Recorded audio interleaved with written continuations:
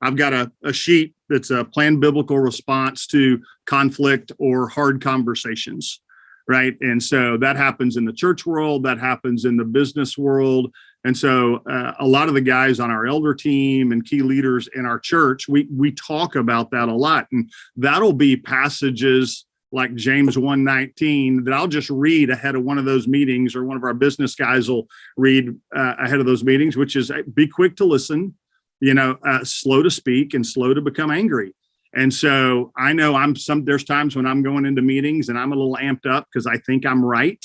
And it's just, it's not rocket science. It's not complicated. It's just taking the time to just kind of go back through that and say, okay, I'm going into this meeting. We're all on the same page here. What are the 4 or 5 passages of scripture that I need to have in my head right before I run into that meeting? And it's amazing what happens to your mind and to your heart. And it just reminds you that God's in charge. You're not.